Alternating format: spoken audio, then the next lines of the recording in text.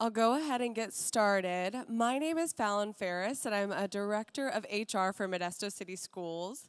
And I'm honored to welcome you to June's Catalyst, a monthly gathering of Stanislaus County sector leaders and influencers. Once again, for those that don't know me, I'm Fallon Ferris. I'm a Stanislaus County native and a product of Modesto City Schools. And now, in a full circle moment, I have the privilege of serving the very students and community that help shape who I am today. I'll get started on the purpose of Catalyst, which most of us in here do know this morning. Catalyst is a place for our community conversations and connections that matter and inspire. This is a safe space to explore issues that face our community today and in the future. And we're a diverse people from different perspectives who choose to work together for the benefit of our community. Our hope is that you'll connect with others who share your vision and passion, and you'll begin to build trust amongst one another. You will work together to impact our community for everyone's benefit. And go ahead and go on City Ministry Network's Facebook page to follow and like them, and let those know who you follow know about this event Catalyst and this monthly gathering. Also on your tables is a sign-in sheet asking each of you to sign in today. So thank you so much already for doing that. We'd like to give a quick thank you to all the sponsors for this event and for City Ministry Network. And I'm going to highlight one this morning, Veterans in Action. We're grateful for Veterans in Action, and a special thank you to them for their incredible organization that is advocating on behalf of veterans with a strength of combat experience, community outreach, research, and unwavering dedication to those who have served our country. Thank you, Veterans in Action. So before we hear from our speaker this morning, we want to spend a few moments getting to know those who are sitting with us at our tables. Make sure that we're giving one another a space to talk, and we'll go ahead and discuss some of these questions now. So the two questions that you're going to see on your table are, which fictional character best represents your leadership style or legacy? And the second question is, what does it mean to leave something better than you found it in leadership? I'll go ahead and let you get started with those table conversations.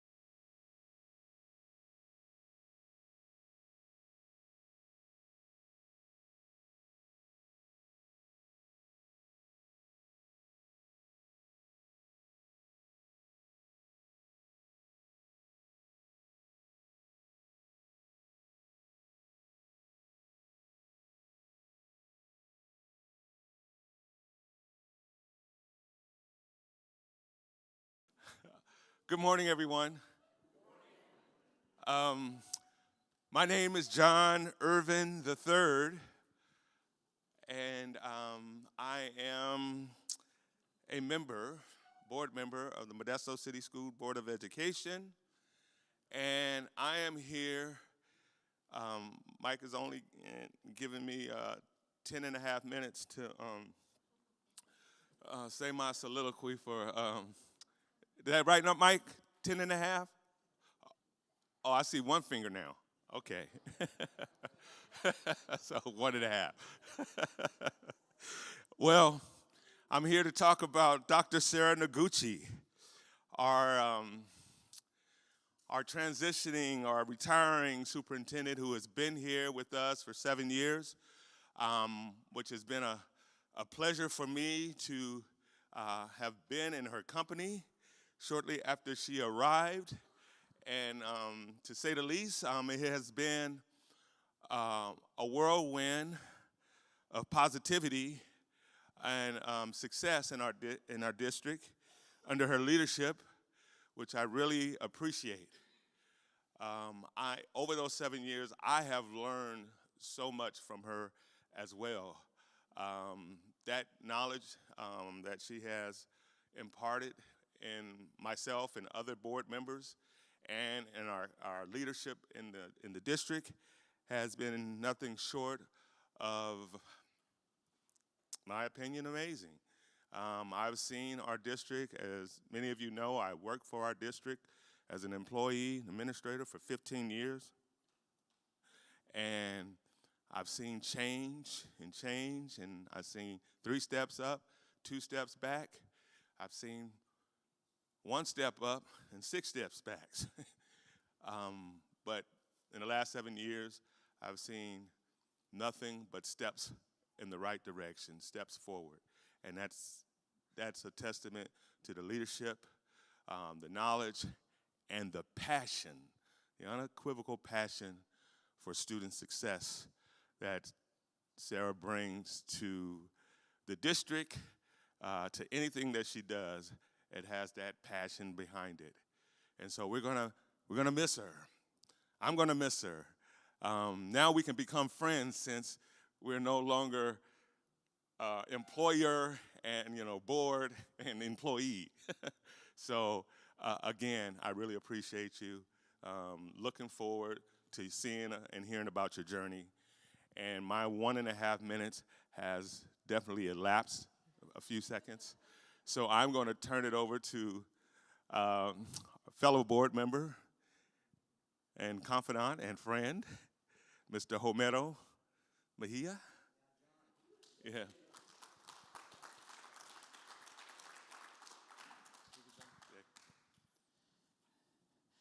Good morning. My name is Homero Mejia.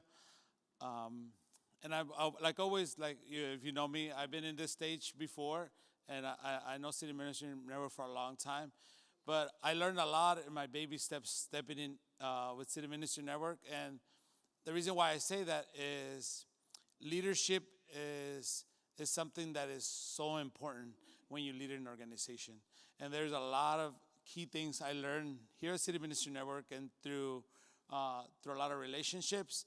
And that's what Sara is all about. I feel like one of the things I remember getting the first phone call. She is straight. She's as straight as a person as you're gonna get. She's not gonna sugarcoat it. She'll give it to you how it is. But also, she will spend the time to build a relationship and understand where you're coming from. And I feel like a lot of the changes that happen in our district happen because she invested the time that it takes to build leaderships, to build trust, to serve, but to have a very clear. I don't know many people that like you cannot just say like we're gonna take it relax. We're gonna just no. This I know where I need to go. I know the vision. I'm gonna walk towards it, and there's like no messing around. But I'm also gonna take you along. I'm not gonna be like just pushing and shoving to get you through. She's gonna bring us along. And one of the things that I learned is like we have a brand new board when I came on, and her ability to bring us together She said those words, but I didn't know what they meant when she said those words. We are a team. We're going to work as a team. And I thought, I don't know if Sarah's going to be able to pull this off. And not able to pull it off. I don't know any district in at least in my knowledge, that's able to do what she has done in our district. But also that doesn't stop there.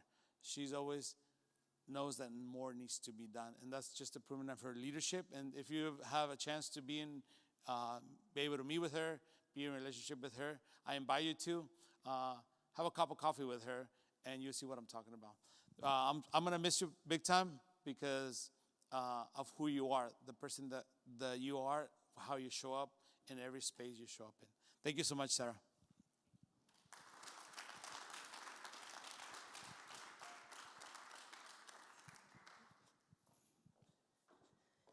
Okay, so I have the opportunity of reading Dr. Noguchi's bio to you all before she comes and speaks some words of wisdom to us this morning and informational. So Dr. Sara Noguchi has proudly served as the 17th superintendent of Modesto City Schools since June of 2018, bringing over 30 years of experience in public education and an unwavering commitment to equity, social justice, and student success. From her beginnings as a classroom teacher to her leadership as superintendent, Dr. Noguchi has consistently championed innovation, inclusivity, and excellence in education.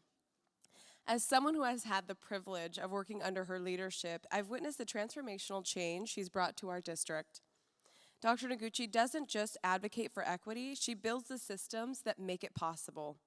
One of her most impactful initiatives I've witnessed was the creation of the Equity and Racial Justice Task Force, which has led to meaningful shifts in policies, practices, and culture around Modesto City Schools, ensuring every student has access to opportunities and support. Throughout her tenure, Dr. Noguchi has led the district through several groundbreaking initiatives.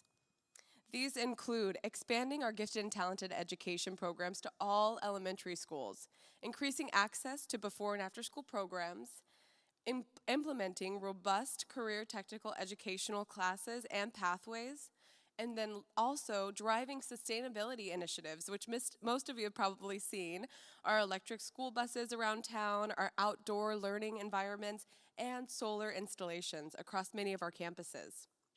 Her strategic leadership has also brought to life a comprehensive data-driven dashboard to support students or support school-level decision-making, a district-wide multi-tiered system of supports, and significant bond measures that have revitalized teaching and learning environments. Under her leadership, Modesto City Schools has seen increased enrollment, improved student supports, and a renewed sense of purpose district-wide. Dr. Noguchi's influence extends beyond Modesto with service at both the state and local levels.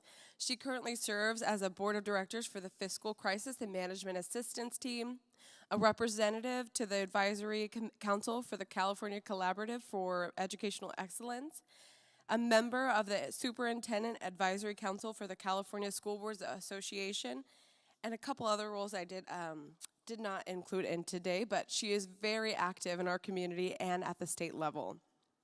She holds a doctorate in educational administration and supervision and an administrative services credential from the University of the Pacific, a master's in curriculum and instruction from California State University, Sacramento, and a bachelor's in liberal studies from San Diego State University. Outside of her professional accomplishments, Dr. Noguchi is a proud mother of 3 and grandmother of 2. As she prepares to retire after 7 years of extraordinary leadership in Modesto City Schools, we celebrate not just her impressive career, but the lasting legacy that she leaves behind. Her impact on students, staff, and the broader community will be felt for generations to come. It has been an honor to witness her leadership and be part of the incredible journey she's led. Please join me in welcoming Dr. Noguchi.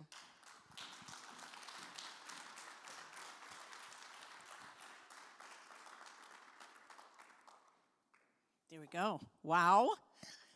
Thank you to Omero and John, and I know Chad's out there, so thank you, Chad, for also showing up today. I hear all these great things about me and my leadership, and I'm looking around like, who is that person? So, leadership is just that, is leading but it's leading through people. And I couldn't do what I have done if it wasn't for folks in this room, the Board of Education, and everyone else within the district. So it truly takes, there's that cliche, it truly takes a village, and that is true. So I couldn't have been successful if it wasn't for each and every one of you as well. I'm going to first start with, I'm going to go back here for just a second. Marvin, 3-4 months ago, you know Marvin, he's always very prepared. He asked me to come do a year in review for June, and I said, yeah, that'd be a great idea. I'm going to be, ending my time here, but I quickly realized that we really don't have all the student outcomes because that'll come at the end of this month and the end of next month. But what I can say is that the data coming out of this year is very positive. Our graduation rate continues to grow. Dual enrollment, AP, all the different data points that I've come and talked to you before, we look like this past year has been another successful year. But I am going to talk about a few key pieces. So first off, I want to talk about some of the celebrations that we have been celebrating over this last month. I also am going to talk about the work that we have done collectively together in the district over the last year and couple years in a few key initiatives that will carry on past my tenure. It's really kind of, you're running a race and you're handing the baton, so I'm handing the baton, and these 4 areas will continue on this next year, and I'll talk about those 4 up there. And then lastly, I'll introduce just for a minute the new superintendent. My understanding is she also has a message, so that'll be a perfect segue. So first off, we all start with a vision at our district. We're all marching to the same North Star, and that is our vision to ensure that we are providing the opportunities for students to learn the skills and the knowledge and the character traits to be successful in our community and our world at large. And that all of our work points to that vision, our collective vision. So just a few little student achievements that I know that some of the data that is beginning to come out. First off, reclassification, and then seal of biliteracy, and then last seal of civic engagement. Let me talk about each of those. First off, reclassification. Recognized many years ago we were not reclassifying our students to the level that we needed.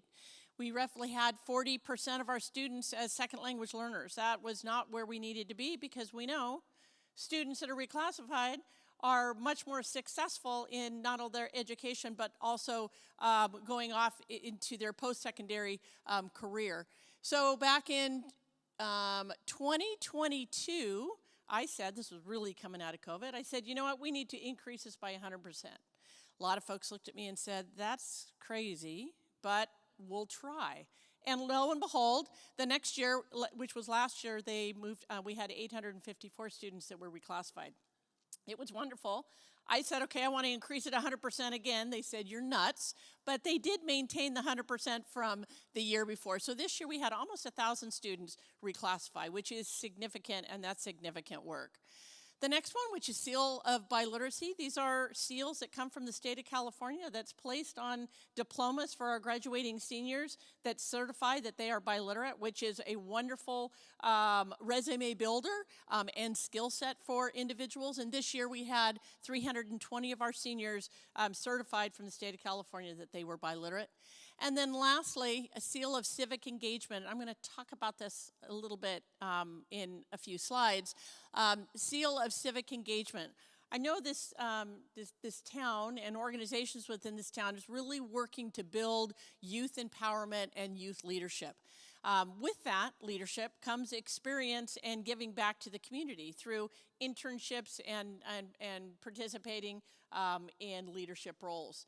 That's what the seal of civic engagement is about. And we built into the system for next year opportunities for students, and we should triple that. That should go up by 300% for next year. This year we had 25 of our seniors with the seal of civic engagement. A couple celebrations. First off, we had last year we had a distinguished school at high school level. This year we have a distinguished school at elementary. Every year it's high school or elementary, high school, elementary. I'm really proud. Last week went down on Friday to LA to celebrate with the state superintendent and the team at Sonoma Elementary. So we have a distinguished school, which is the top 1% in the state of California being recognized for excellence, so that is excellent.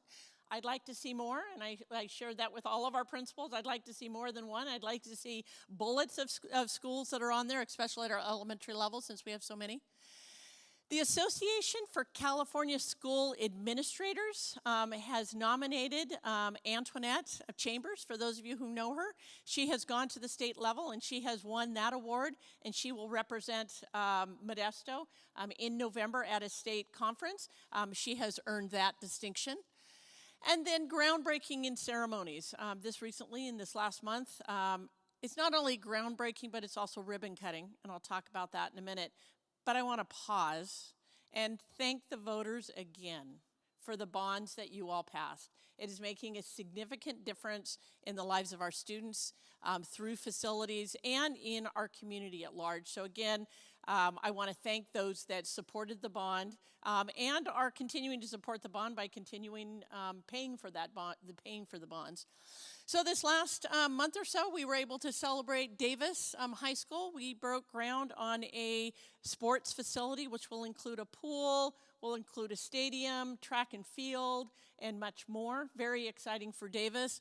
But we also did a ribbon cutting on a health academy. We expanded our health academy. We doubled our health academy from 3 years ago when we did a ribbon cutting there.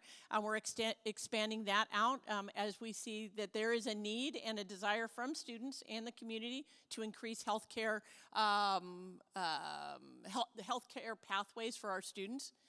At Downey High School, we did a groundbreaking for a fitness center at Downey, which is wonderful. That'll definitely add to their athletic facilities. But we also did a groundbreaking on the science wing. We are going to completely revolutionize the science wing at Downey and at Bayer, which is much needed to ensure that our students have 21st century learning environments to be able to learn the STEM-related fields that we know is in the future. So very exciting for that.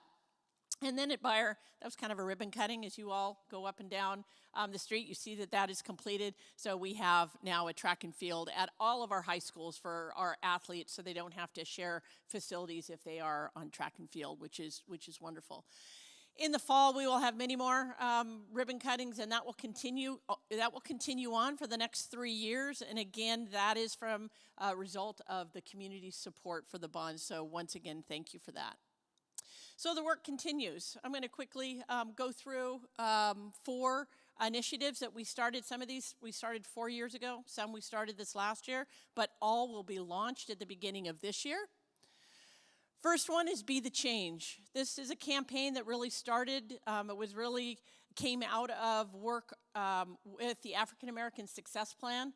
We recognized a year ago that our student data for African Americans had fallen slightly, and so we got a team together to say, what can we do? We then came up with many strategies for that and implemented it this year. But from that committee, we also came out with Be the Change, which is really a campaign on being the change you want to see in the world. And that could be something from bullying, that could be something from academic support, you name it, is really going to be student driven. So the purpose is to engage our students to improve attendance, improve outcomes. Again, because it's going to be student driven, we can't say exactly where it's going to go, but we know that there's a lot that the students want to get engaged in. The strategies that are going to include, we're going to have incentives, we're going to have assemblies, but more importantly, we're going to have groups of students at each of the school sites leading this charge.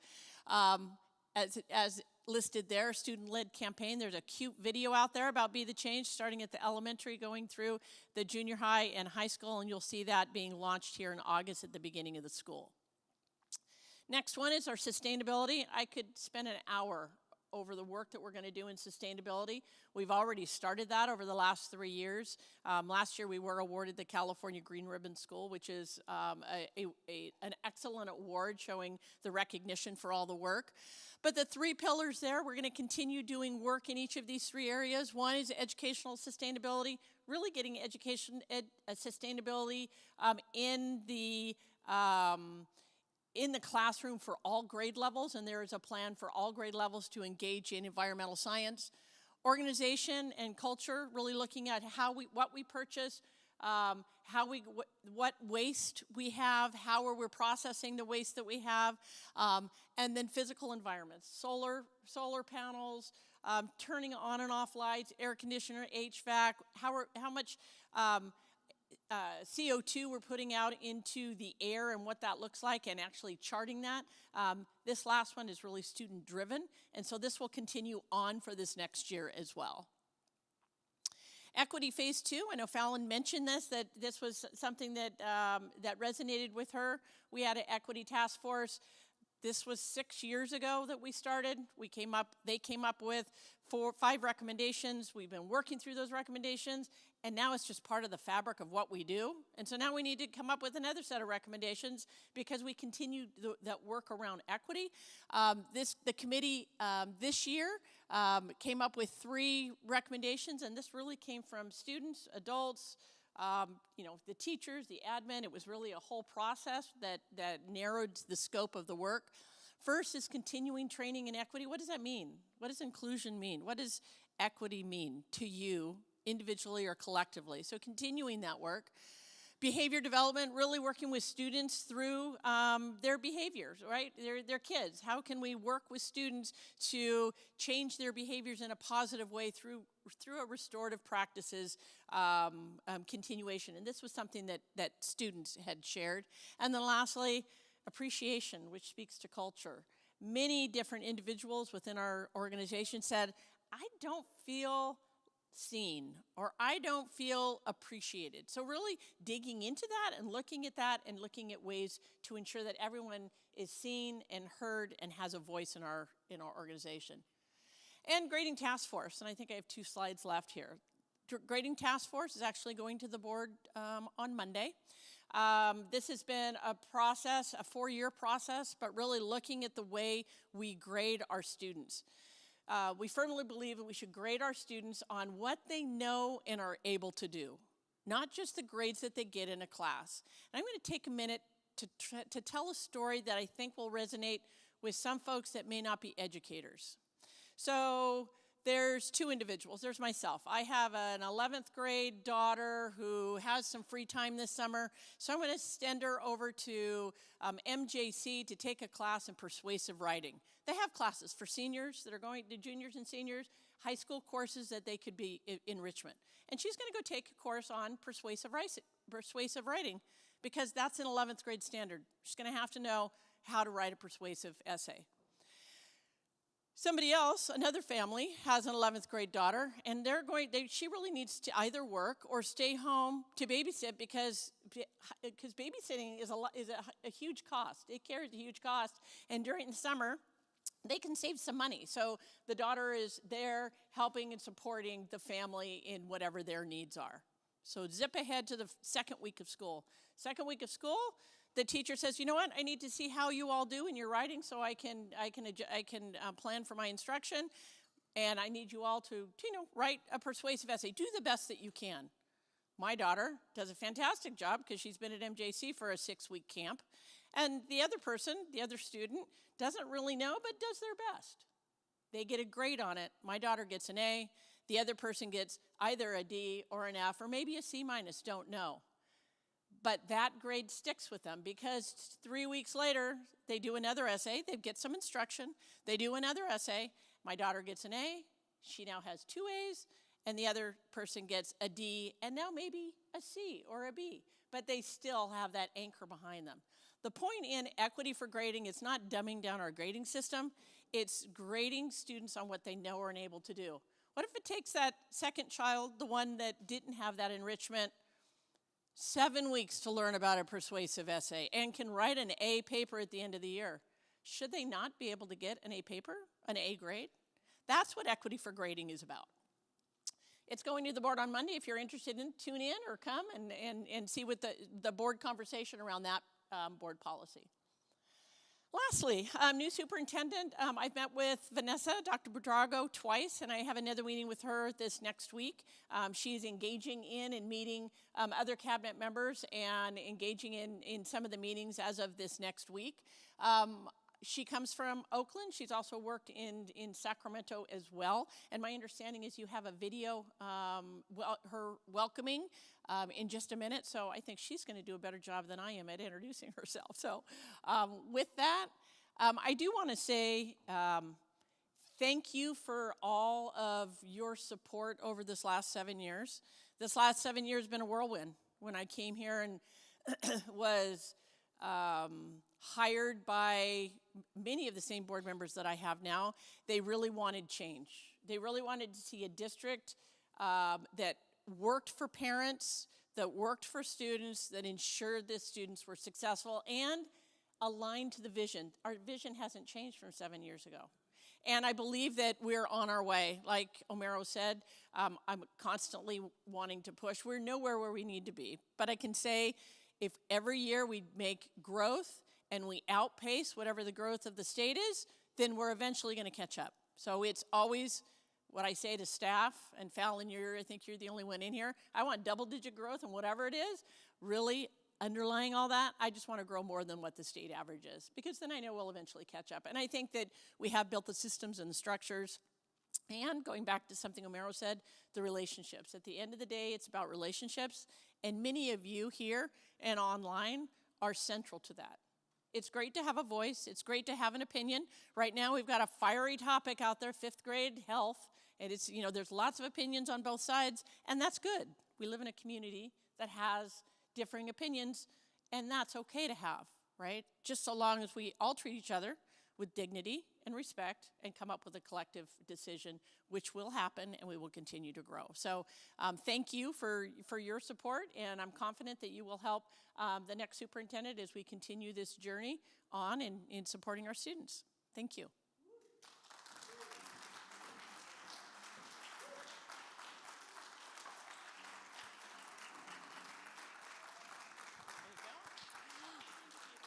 I guess I will, Dr. Noguchi, why don't you follow me up here? I just wanted to say on behalf of City Ministry Network, we want to honor you and thank you for your years of service and your impact in our community. Thank you. Thank you very much. And thank all of you all. Thank you.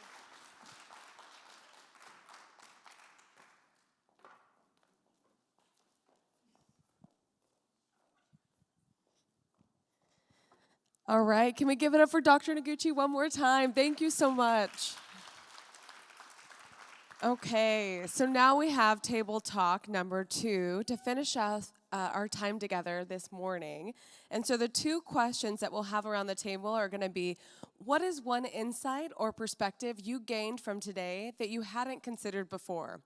And our second question is, how did today's discussion challenge or inspire you to think or act differently? We'll give you guys roughly 10 minutes to chat, and we'll be back together in a moment.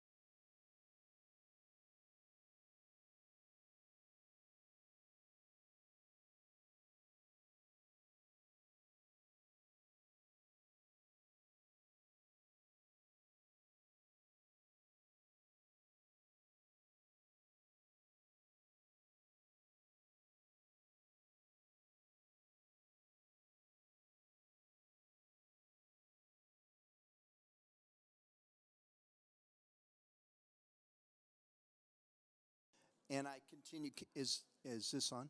Ira, we got this? Hello? Let's just wait for a second. Am I good? Am I good? Thanks. Is the humanness of our leaders. I was talking to, not just at our table, but earlier about if I want grace given to me in my leadership, and not just from others, but even given grace to myself, then I need to give it to other people too. And we live in a culture, and we work in a culture, and all of you are leaders of leaders, where we give each other grace. And then we, not just other people give us grace, but also give it to ourselves. Because if you know me, I can be one of my worst critics and my hardest.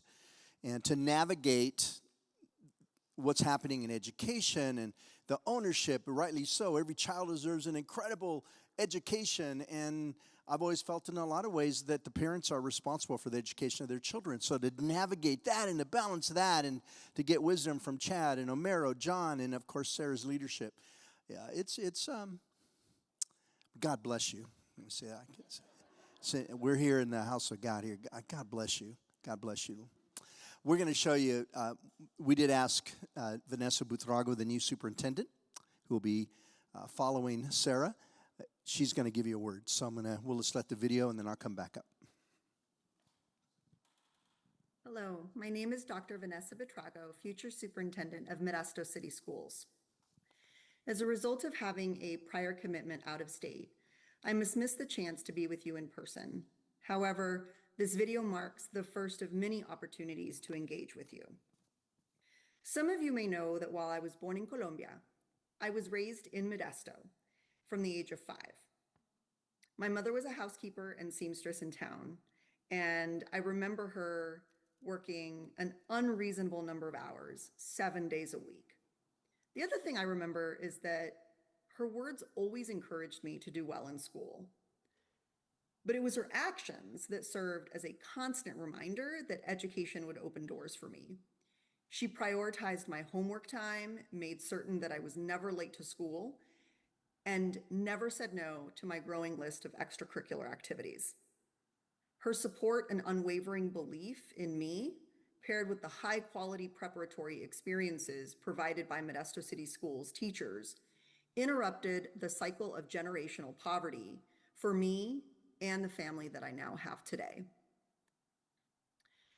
Now, I can't deny that strong work ethic and personal accountability are non-negotiable ingredients for success. Without these factors and the people who modeled them for me, I would not be here in this position with you making this video. I share this with you because it is central to my why. Because of my own background, I believe that education and hard work can change the trajectory of someone's life. Consequently, as a leader, I prioritize valuing and investing in people. Every student deserves the absolute best that we have to give in our schools and in our community. This doesn't mean that it will be easy. In fact, we have many kids who remain marginalized and are difficult to reach. But whatever their circumstances, we have to leverage every moment with them to help them make good choices, to help them read, write, think critically, and develop key executive functioning skills. I recognize the urgency of this endeavor. Nevertheless, I plan to approach my first few months as superintendent cautiously and with intentionality. I will focus on listening, observing, and learning so that the decisions and actions I take are well-informed and made with care. Finally, I will take the time necessary to become acquainted with you and build relationships grounded in transparency and trust, and ultimately collaboratively generate coherent plans designed to address the immediate needs of our young people. I cannot be more excited and proud to lead Modesto City Schools. As a former teacher, principal, special education supervisor, assistant superintendent, and network deputy superintendent, I offer knowledge and experience that is really critical to improving student outcomes. I also bring what does not show up on paper or on a resume, but is just as important to achieve excellence, and that is love, hope, and tenacity. I wish you a positive and productive meeting today. I'm so sorry I couldn't be there, but I look forward to meeting you in person soon.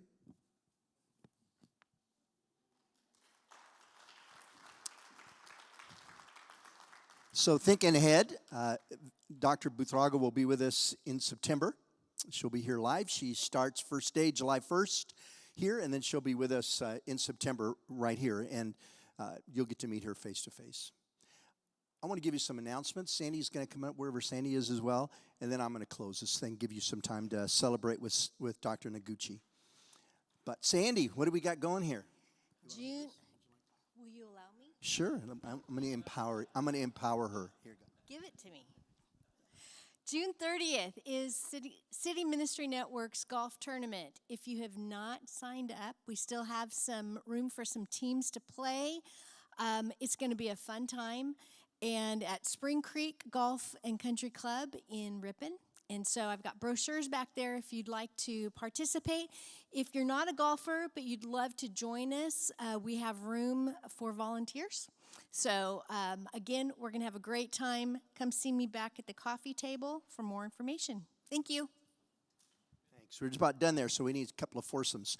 Then, next month at Catalyst here, and if you're going to be on vacation, have a good time. We've asked Andrew Timby and Karina Franco from Sierra Vista. They just opened just a few months ago South Modesto's Wellness Center. They're in South Modesto, and they're going to tell us their story. They're going to tell us how they're working, collaborating with the community, not just to fill needs, but also to work alongside men and women in the neighborhood in South Modesto to empower them to make that center theirs. And so I'm very proud of Karina, and I've known Andrew for quite some time, and looking forward to having them share the story about some collaborative work that they're doing in South Modesto. So you're going to be excited about that. They're all on vacation now, but they'll be back with us in July. Now, as I close, one of the things I came away with was, what are you going to leave behind? What legacy you're going to leave behind? We were at our table not just talking about what kind of organization or administrative structure you're going to leave behind, but the people that you're going to leave behind.